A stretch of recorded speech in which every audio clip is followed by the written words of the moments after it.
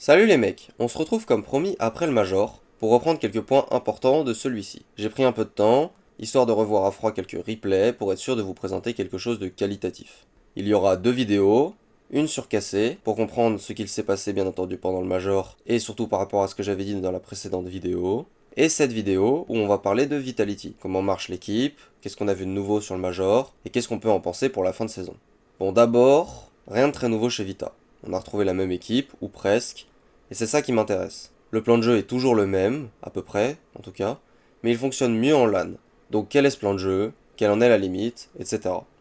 Pour introduire comment fonctionne Vita, j'ai pris un extrait du BO5 contre Furia. Et ensuite, on se concentrera sur la défaite contre Dignitas et la victoire 4-0 contre Energy. Sur l'extrait que vous avez à l'écran, Zen est démoli au moment où se lance la contre-attaque de Vita. Et malgré l'absence de boost et un désavantage numérique temporaire, Exo et Monkey attaquent sur un tempo très rapide. Bon, ici, l'idée de la contre-attaque est pas un problème. C'est même logique après la récupération. Mais selon moi, on a un problème de tempo. C'est pas une bonne idée d'accélérer le jeu quand t'as pas de boost, que t'es en 2v3 temporaire, et que les adversaires en plus ils ont du boost. Résultat, l'attaque ne mène à rien, il y a une contre-attaque de Furia qui laisse Zen sans boost, à peine respawn en 3v1, ça fait but pour Furia.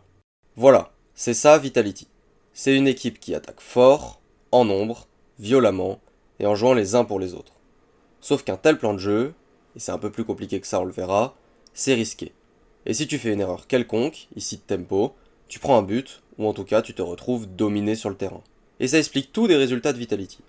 L'équipe tient sur un fil, et si ce fil vient à casser à cause d'erreurs, d'un manque de confiance, d'une perte de momentum, ou bien de démolition adverse par exemple, alors Vitality ne peut que perdre. Toutefois, tant que le fil tient, l'équipe semble invincible. Ils sont toujours plus rapides, plus connectés en attaque, et Zen a assez d'espace pour briller comme il sait tant le faire. D'où le 4-0 contre une équipe qui n'a pas l'habitude de les jouer, NRG, et en plus avec un plan de jeu favorable pour Vita, et une défaite violente contre Dignitas le lendemain, équipe qui sait comment les jouer, et dont le plan de jeu met Vita en difficulté. Alors, pourquoi le plan de jeu de Vitality est si particulier? Eh bien, je vais prendre les exemples de Cassé et Dignitas, qui ont certes des plans de jeu différents l'un de l'autre, mais qui suivent la même idée globale. Une idée que la plupart des autres équipes ont d'ailleurs. Donc chez Cassé, on s'organise sans ballon pour démolir, créer de l'espace et en profiter au moment de la récupération. À cet instant, c'est souvent Drali, mais pas toujours, le joueur qui récupère la possession et part en play individuel, pour éliminer un maximum de joueurs adverses, et son action se finit, soit par un tir, soit par un duel, soit par une passe, et les joueurs vont se succéder ainsi.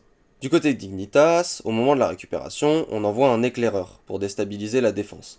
Vient ensuite le joueur avec la possession, qui profite des espaces, et pareil, les joueurs se succèdent.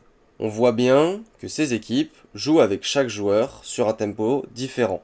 Et c'est ça, un peu, comment se joue Rocket League en général. Chez Vitality, au moment de la récupération, on envoie deux joueurs sur l'exact même tempo vers l'avant. Et au moment où l'attaque se met en place, chaque joueur va tout faire pour mettre son coéquipier dans une bonne situation. Sauf que ça peut faire des double commits, ou des situations où on met beaucoup de responsabilités sur le joueur le plus reculé. Encore plus que chez une autre équipe.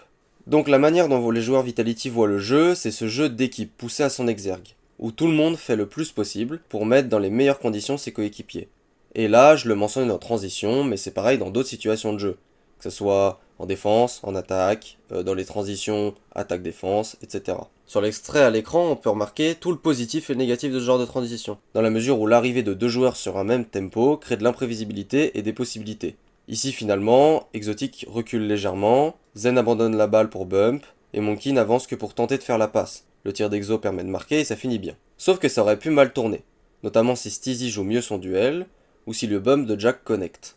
Si l'un de ces deux paramètres s'accomplit différemment, Vita se retrouve en grande difficulté, car en utilisant ces trois joueurs aussi avancés dans une action aussi rapide, il s'expose à une transition adverse qu'il ne pourrait stopper.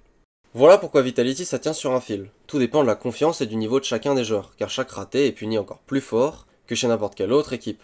Et c'est pour ça que Vitality est plus fort en LAN, ils sont plus concentrés, plus forts, plus efficaces, mais c'est aussi pour ça qu'ils sont beaucoup moins forts contre Dignitas et Cassé. Les démolitions peuvent perturber le plan de jeu, qui a besoin d'être parfaitement réalisé en fait, parce que chaque erreur, chaque espace supplémentaire, ça peut faire but. Et en plus, ces deux équipes ont compris à quel point ils peuvent profiter de ce kit ou double, présent dans les games de Vita. En plus, plus Vitality perd, moins la confiance sera présente au moment important, et donc plus il y a de chances, notamment d'erreurs, et donc que le mécanisme du plan de jeu de Vita se bloque, et du coup que les joueurs se mettent à offrir des buts quasi gratuits. Et on l'a vu contre Cassé et contre Dignitas, en online, mais aussi du coup pendant le Major.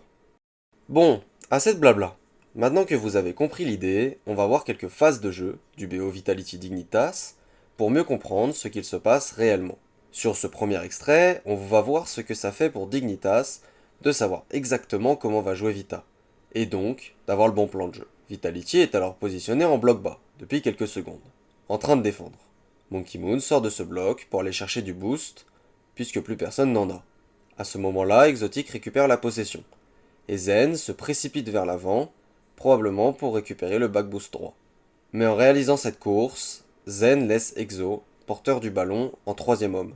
Sauf que tu ne laisses jamais le porteur en troisième homme. C'est une position extrêmement faible. S'il perd la balle, c'est but. Jureus savait exactement à quoi s'attendre, et il parvient à démolir Exotic et à faire parvenir la balle à Jack. C'est but pour Dignitas. Là on le voit, Vitality veut arriver à jouer son plan de jeu de transition très rapide, sur un haut tempo. Sauf qu'ils sont dans une position très désavantageuse dans le BO et dans la game, ils sont menés, et ils veulent donc le réaliser en se précipitant beaucoup trop, ce qui les rend fragiles, ils sont au point de rupture. Et ça, on le remarque encore plus avec le deuxième extrait. Cette fois-ci, Vitality est en attaque, et a besoin de marquer vite s'ils veulent revenir. En tout cas, c'est ce qu'ils ressentent. Ainsi, alors qu'Exo veut revenir vers l'intérieur pour passer à Monkey par exemple, Zen coupe sa rotation pour tenter de trouver une démolition qui en réalité ne changerait pas grand chose. Ça pousse Jack à intensifier sa course pour démolir Monkey Moon. Exo voulant passer, il n'a pas le contrôle total du ballon, et la démolition sur Monkey Moon laisse un open à Dignitas. Ces overextends de Zen peuvent être assez fréquentes. Ce n'est pas le seul, bien sûr, des trois joueurs, et le but n'est pas de lui jeter la pierre. Déjà, ça peut se comprendre avec un tel scénario de match, et puis c'est évident qu'il n'a pas très bien joué par rapport à son niveau habituel contre Dignitas, mais ça arrive. Ces deux exemples font but, mais il y a d'autres séquences de jeu, à la fois contre Dignitas mais aussi la veille contre Energy, où on voit Vitality jouer sur des détails, et où finalement, ils sont à deux doigts de prendre un but. La grande différence dans ces situations, c'est que le fil tient. Et c'était le cas contre Energy la veille, pour beaucoup de raisons. Déjà, les joueurs jouaient mieux tout simplement. Exemple avec Zen. En plus, ils ont l'avantage psychologique contre Energy. Beaucoup de victoires ces derniers temps. Ce qui leur évite ces overextends. Ils savent qu'ils ont le temps pour marquer et pour gagner. En plus, ils sont plus rarement menés dans le jeu.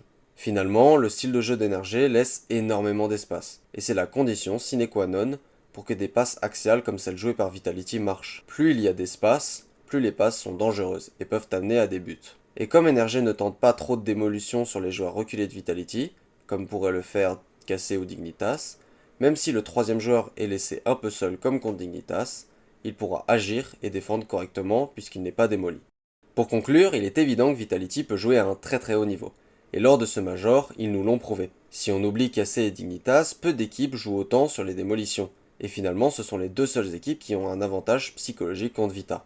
Finalement, Vitality peut toujours faire évoluer son plan de jeu, ou trouver comment limiter les erreurs, les mauvais choix. Il y a énormément de temps encore pour que les équipes puissent changer, à la fois progresser ou même changer de plan de jeu. Le bilan de cette vidéo, c'est que oui, Vitality peut largement gagner les Worlds avec ce niveau. Surtout s'ils arrivent à limiter leurs erreurs. Ils n'auront que peu de faiblesses. D'autant plus qu'il n'est pas garanti qu'ils aient à affronter Cassé et Dignitas pour gagner les Worlds. Par contre, Vitality peuvent-ils battre ces deux équipes? Absolument pas dans la situation actuelle.